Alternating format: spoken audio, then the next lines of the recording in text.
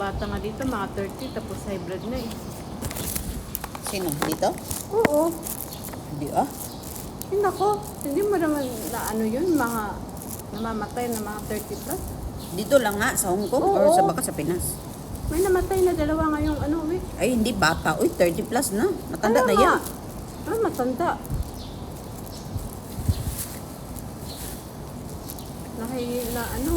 Nahi blood ata.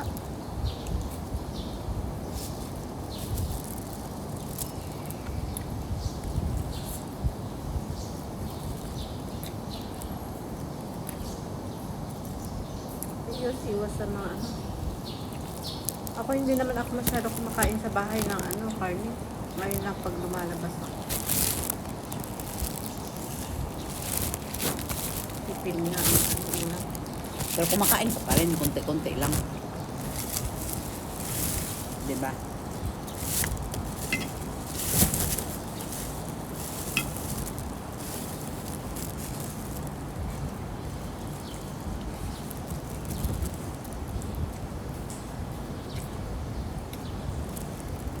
Magkano na nga ang sahod mo?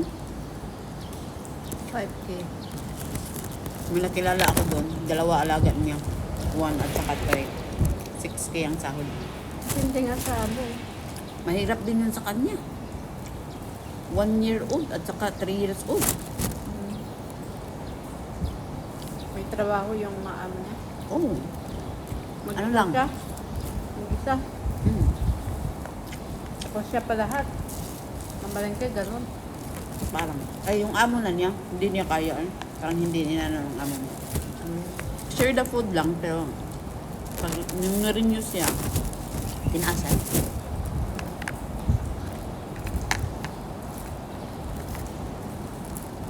That's 5 na yun.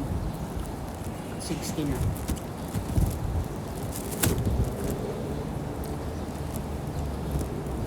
Mahirap yun yan, yung bata, dalawang bata ngayon nasa bahay lang. Di ba? O kundi, hinahatid pa din siguro niya sa school yung isa. Dala-dala ang isa. Nagpi-playgroup na yung 3-year-old. Ang laga ko nga, 1-year-old mahigit, nagpi-playgroup na dati. Diyan sa baba, parang Magart, mahal dyan, guys. Mga touring teacher.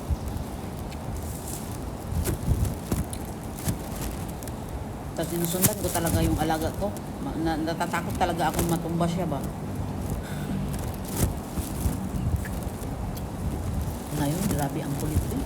Kailangan mo talaga siyang hawakan ng maigi na.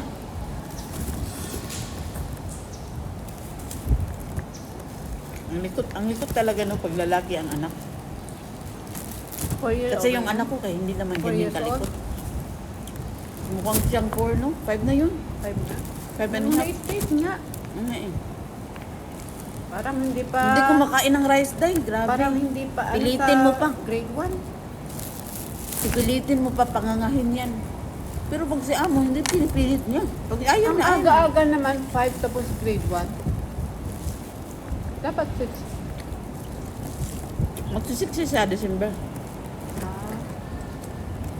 Nag-band niya yung alaga ko eh. Aga rin yung aral Parang yung... baby na baby pa talaga siya kasi nag-diaper pa siya nung dati sa school. Ngayon. Wala na.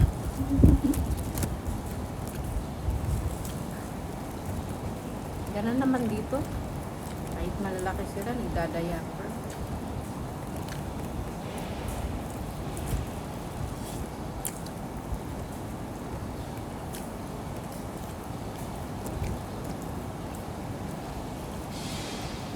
Late na yung lunch natin.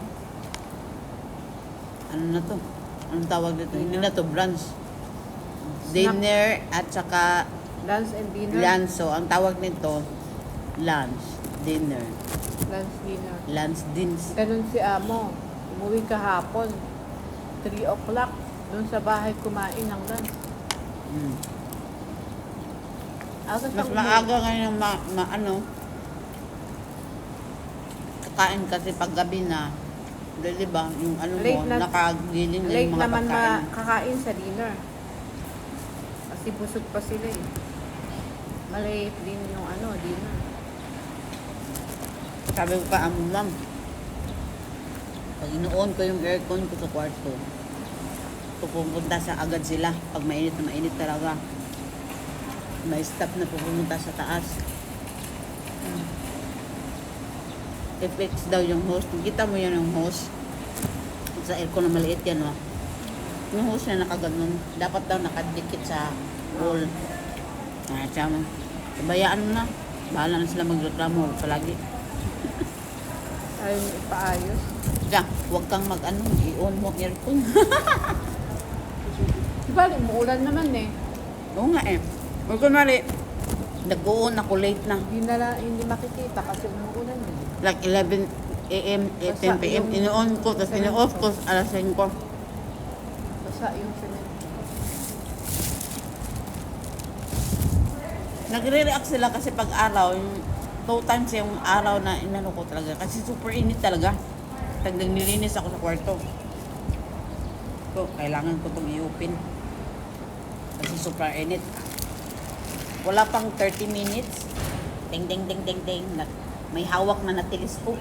Grabe naman yun. Yung ano, bintana. Basta, yun nga, yung ibig niyang sabihin. Masyado silang stricto. Ikaw, pag mainit na mainit. Nag-aircon kayo, no? Kasi share your room kayo, di ba? So, 3 kayo sa isang room. Hindi. Saan yung isa natulog? Mag-isa naman ako doon ah. Ha? Mag-isa ako. 3 pala kwarto sa inyo, no? Yung 2 share. Yung si Amo, tsaka yung pangalawa, katabi sila. Baby talaga yung bunso, no? Mula nung nawala si Sir, doon na nagtulog. Ay mag-isa ko sa kwarto. Hindi nagtatanong din ang 2 na, bakit kaya si Dada hindi bumabalik? Alam mo, sabi nga ni Amo, yung babae, huwag Nagtatanong. mong sabihin sa kanila na hiwalay kami ng daddy nila. Sabi ko, ba't ko naman Alam na nila kasi wala yung daddy sa bahay nila. Hindi Wala. nila alam. May kwento yun. Talaga? Sabi, pag sinabi daw, sabi, doon sa kay Yeye, para samahan si Yeye kasi matanda na. Ayun. Pero saan talaga yung papa nila ngayon na kay Doon niya sa girlfriend niya. May bahay din. Doon sa bahay ng babae. Girlfriend o kinasal na sila? Hindi na pwede kakasal. Kasal na ka sila. Pwede eh. Pag ano, pag gusto nila, pero ewan ko. Matatanda Hindi na. pa siguro sila divorce. May mga divorce na yun. Ano Kaya yun? sila lola May divorce mga naman eh. edad na tapos kakasal pa. Example ko sa iyo ha, si Kongkong. Mas bata pa Hindi kay naman mag-aanak na yung babae eh. mas bata pa kay Popo. Mas bata pa kay Kapopo yung ano. At Kasi may- parang from ano talaga siya yung babae dahil from mainland China, Chinese talaga Mandarin. Pero bata. Maputi, may bata talaga mukha. Nasa isip ko ba, 2 bisis na kinasal si Kongkong. Ako kahit 1 bisis hindi kinasal. Sana all Kongkong. Dapat siya pinakasalan mo na lang. Pagkatapos ng kasal ng anak niyang babae, isa yung may malaking bahay ba? Kapatid ni Amo. Nagpakasal din si Kongkong. Ninanong ko din si Amo, Ma'am, kailan din mo pakasal si Popo? Ewan. Hindi siguro. Nag-aasawa pa? Nagsulta din si Lola. Ano ka ba? Talaga? Oh. Meron din. Sabi ko nga sa'yo, ako niskitahan nung tinanong niya ako, tapos hindi ko naintindihan. Sabi pala ni Lola, yung lukong, bana ba, lukong. Ibig sabihin, asawa. Yung lukong, Ivy, nagtanong ko, huwa, naghuwa pa ko. Pinatahan niya ng picture si Amo ng mga picture sa lalaki. Gusto mo daw So nakakatawa to si Lola. Nagsabi ka pala na Jim, na gusto mo ng asawa. Pinatahan ako ng mga picture. Hindi, ma'am. Hindi, intindihan.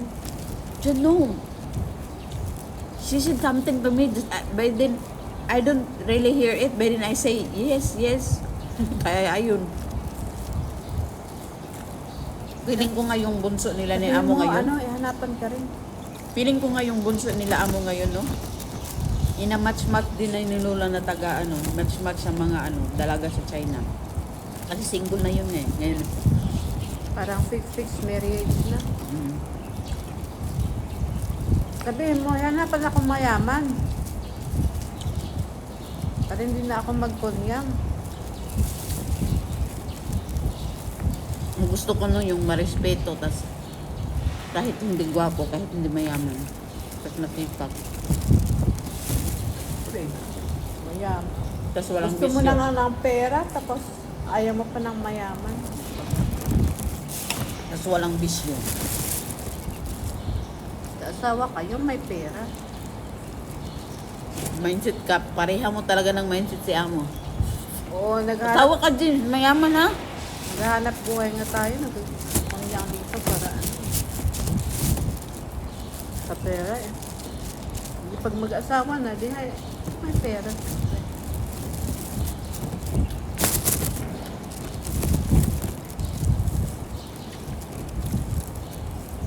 Dito sa kanila no, parang wala talagang love sa kanila. Kasi pag nag-aaway yan sila, divorce agad, no? Para yung mga yaman nila, Pati ba din? hindi yan, join yan sila yung yaman nila. Uy, no. May ano yun sila, yung tinatawag niya before kay kasal, prenuptial, no, prenuptial agreement, yun. Tulad ng mga artista. Dahil kunwari, may anak ako, Property mo. may anak ako, tapos yung asawa ko may anak din sa iba, tapos nagpakasal kami. Pipirma, may pirmahan kayo. Nga, kung mawala ako, wala siyang makukuha, mapupunta sa lahat ng anak ng babae. Yun. Ayan o. Huwag mo.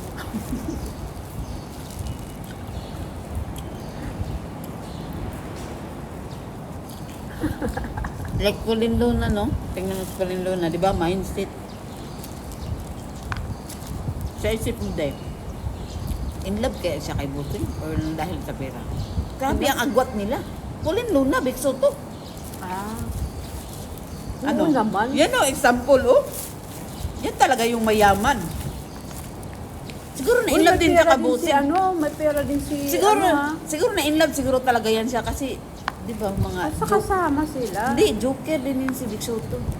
Saka magkakasama araw-araw nakikita di ayun na develop. Dapat nga si ano daw Pia dat. Ang ano Kaya eh. nyo, Oo. pero ayaw. Di nag-shoota sila. Pero ayaw siguro na Pia pakasal. Ayaw mo nga kasi daw. Iba yung ano ni religion ni Pia. Tapos, Iba ang? religion niya. Hindi Catholic. Si Soto, Katoliko. Mm. Tapos ang gusto ni Pia, doon sila sa Baka iglesia ni Cristo siya. ayaw ni Vic. Kaya ayun, hindi sila nagkatuluyan. Tapos alam din ng mga babae noon na madaming anak si Soto, iba-iba pang asawa.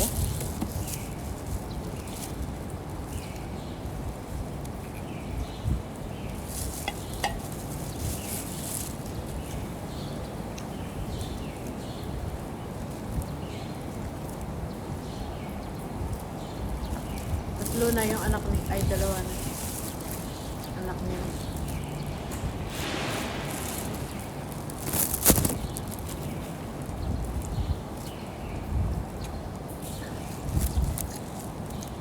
Parang mabait talaga yun si Big Soto. Kaya siguro din na in love si Pia. Si Mabait Pauline. Tingnan mo, example mo lang si ano, hindi ba kakandahan si ano, yung bata ba dyan sa ano, kalimutan ko yung pangalan.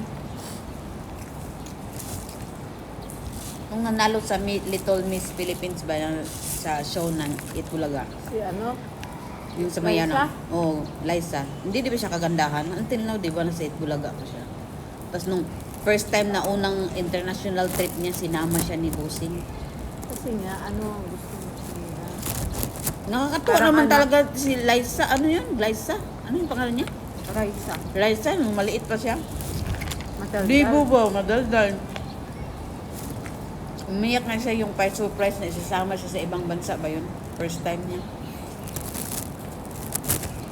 Katulad din si Aisa na kasama ni Vic dati. Noon. Sino? Si? Aisa Segura. Oo, until now, close pa rin sila. Parang anak niya. Iba din yung atake ni, ay sa Sigira nung maliit pa siya. Madaldal din yun. Madaldal, tas pilosopo. Saya lang nag-tomboy. Bakit kaya? Yung show nila na magtatagal talaga dahil kasi may pera yung mahawak sa mga host.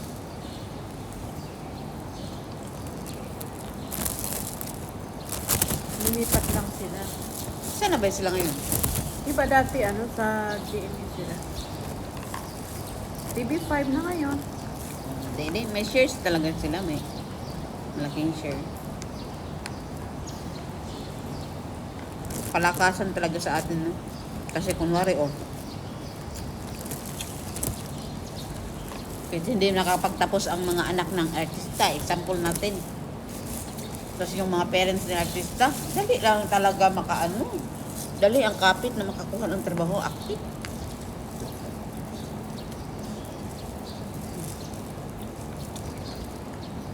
Siguro may kunting workshop pero iba talaga kasi yung parents nila na.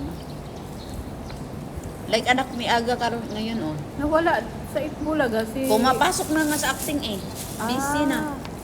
Ay pala nawala Focus siguro siya sa acting. Nawala Yung si sa Atasha. Mhm. Nawala siya sa Itbulaga. Tapos kinukuha siya model. Bumalik si Julia Barreto. Hindi siguro busy si Julia Barreto, no? Wala masyadong shoot. Wala siguro siya movie.